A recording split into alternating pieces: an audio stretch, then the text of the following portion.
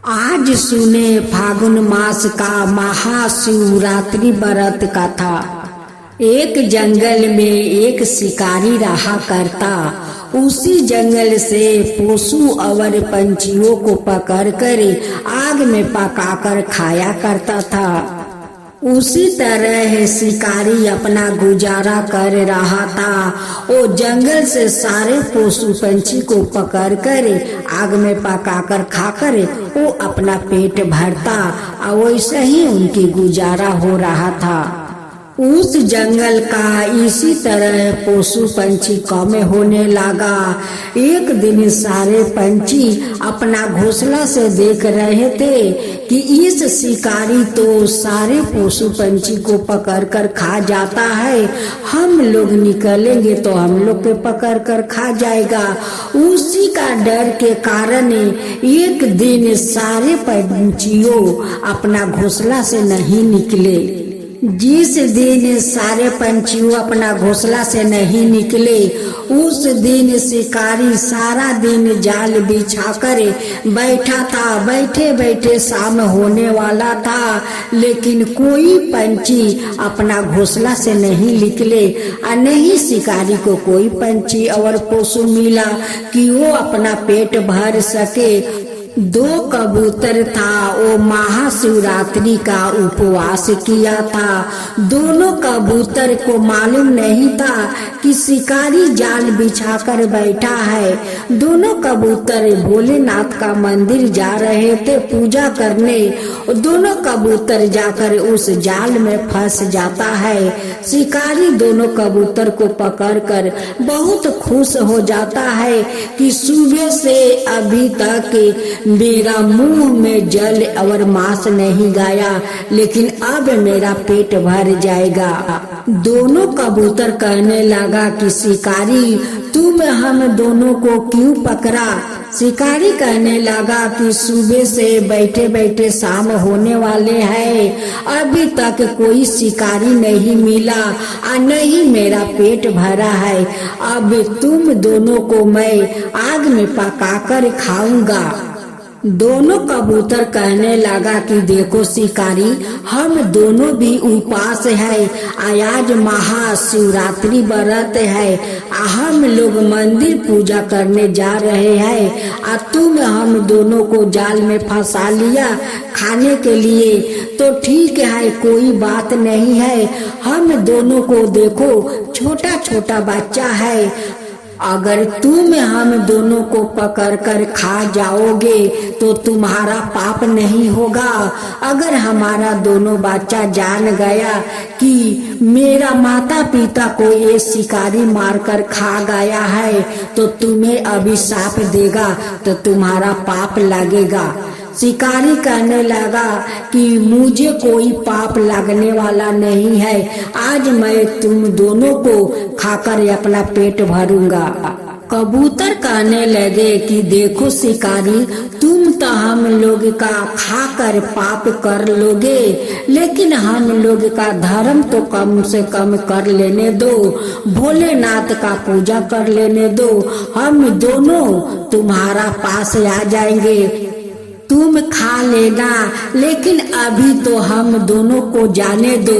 शिकारी कहने लगा कि सुबह से अभी तक कोई शिकारी नहीं मिला, अब 12 मुश्किल से तो मिला है, तो तुम दोनों को कैसे मैं छोड़ दूं। अगर छोड़ देता हूं तो तुम दोनों जो भाग जाओगे। दोनों कबूतर कहने लगा कि देखो शिकारी, हम दोनों भोलेनाथ का आज उपवास किया है और तुम्हें हम लोग कभी झूठ नहीं बोलेंगे। हम लोग पूजा करके जरूर तुम्हारे पास आ जाएंगे और तुम तब हम दोनों को खा लेना। शिकारी कहने लगे कि तुम दोनों पर मैं कैसे विश्वास करूं कि तुम दोनों भोलेनाथ का पूजा करके आपस आओगे मेरे पास। दोनों कबूतर कहने लगा कि ठीक है, तुम्हारा विश्वास नहीं है तो हम लोग भोलेनाथ की कसम खाकर कहता हूँ कि हम दोनों तुम्हारा पास जरूर लौट कर आएंगे। तब शिकारी कहने लगा कि ठीक है, जब तुम दोनों भोलेनाथ को कसम खाते हो तो ठीक है, जाओ अब भोलेनाथ का पूजा करके मेरा पास आ जाना। दोनों कबूतर भोलेनाथ का मंदिर जाते हैं, दोनों शिव भगवान का आराधना करते हैं और कहते हैं कि हे भगवान, आज हम दोनों शिकारी का पेट में जाने वाला है, हमारा छोटे छोटे 2 बच्चा है, उससे रक्षा करना हे भगवान।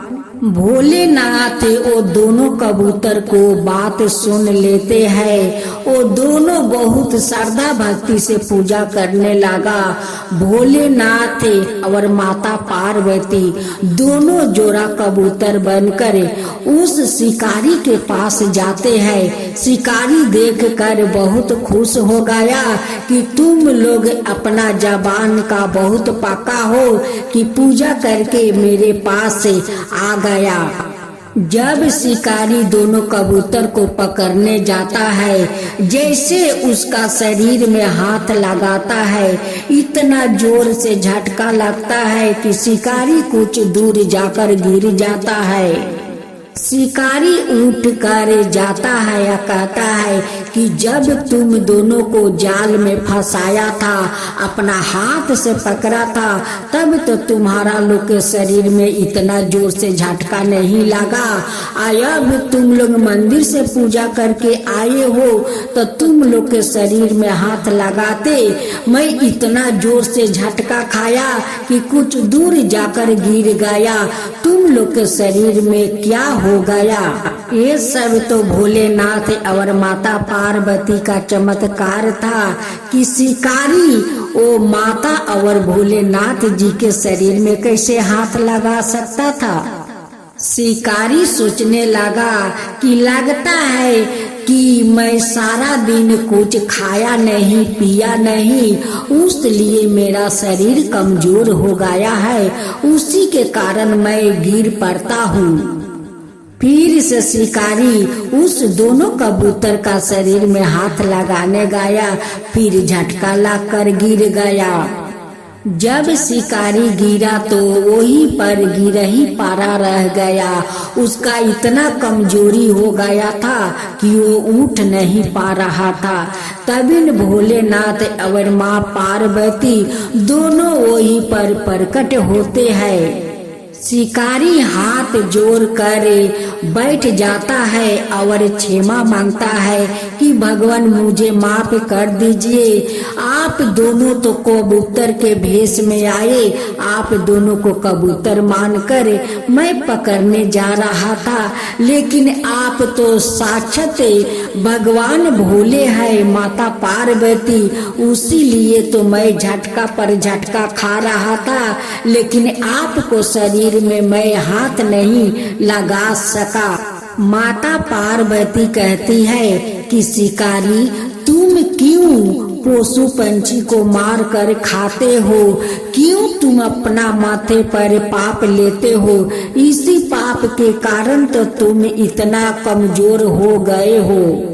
अब तो शिकारी हाथ जोड़ कर भोलेनाथ माता पार्वती से क्षमा पर क्षमा मांगने लगा और कहने लगा कि माता, 2 कबूतर बहुत मुश्किल से मिला था, वो दोनों आपका उपवास किया था।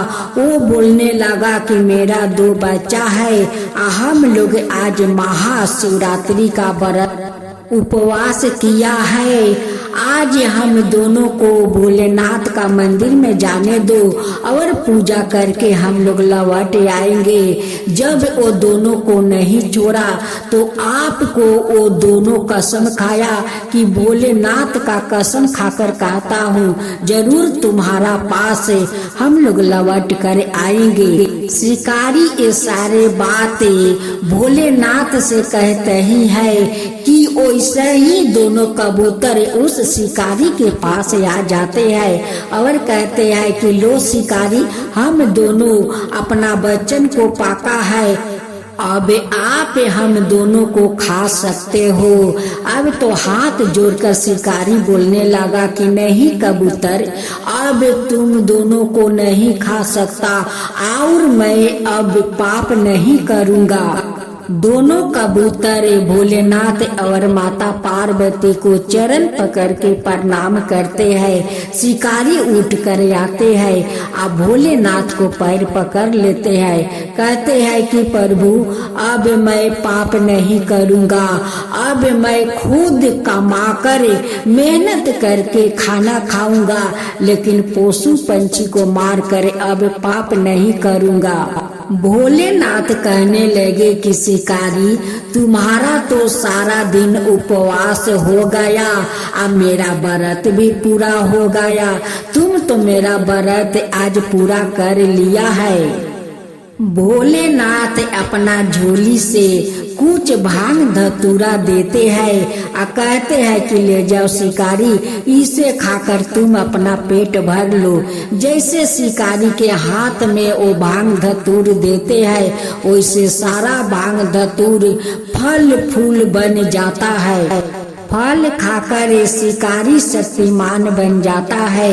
अब तो कहने लगा कि हे भगवान, मेरा शरीर में तो बहुत शक्ति आ गया है, अब मैं कमा सकता हूँ। भोलेनाथ माता पार्वती उन्हें आशीर्वाद देती है और कहती है कि जाओ तुम कमाकर अपना घर द्वार बनाओ और शादी करके अपना परिवार बसाओ। भोलेनाथ जी कहने लगे कि देखो शिकारी, जो महाशिवरात्रि का व्रत करता है उसका कभी दुख तकलीफ नहीं होता है, वो हमेशा सुखी रहते हैं, धन संपत्ति का कभी उनका कमी नहीं होता है। ये सारे बात कह कर भोलेनाथ माता पार्वती उस शिकारी को आशीर्वाद देकर अंतर ध्यान हो जाते हैं। हे भोलेनाथ, हे माता पार्वती, जैसे आप लोग उस शिकारी पर कृपा किया वैसा ही सबका ऊपर कृपा करना। हे भोलेनाथ, हे माता पार्वती, जो आपका कथा कहे, जो सुने, जो हुंकार भरे, उन सब का ऊपर वैसा ही कृपा करना। भोलेनाथ की जय हो, माता पार्वती की जय हो। जय शिवा ओंकारा, प्रभु है शिवा ओंकारा, ब्रह्मा विष्णु सदा शिव हरदन निधारा। ओम जय शिवा ओंकारा, एकानन चतुरानन पंचानन विराजे, शिव पंचानन विराजे, हंसासन निवासते विषिवाहन सजे। ओम जय शिवा ओंकारा, दो भुज चतुर भुज सभुज अतिशोभे, तीनों वन लखिता त्रिभुवन जय मोहे।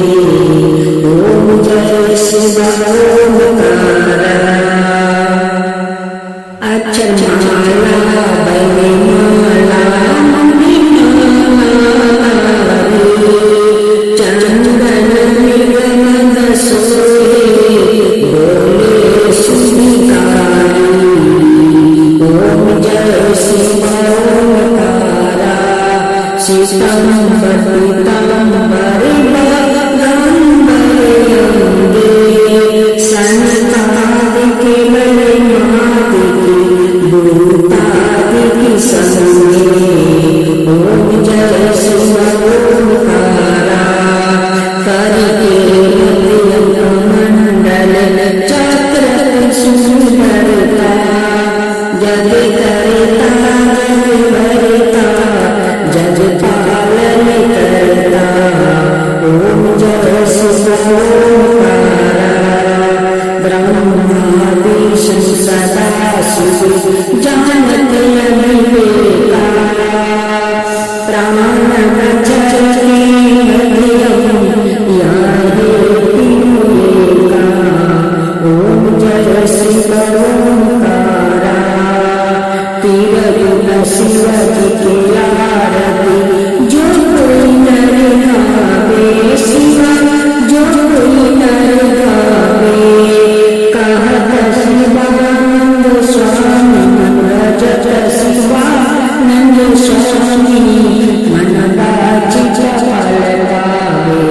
ओम जय शिव ओमकारा, जय शिव ओमकारा।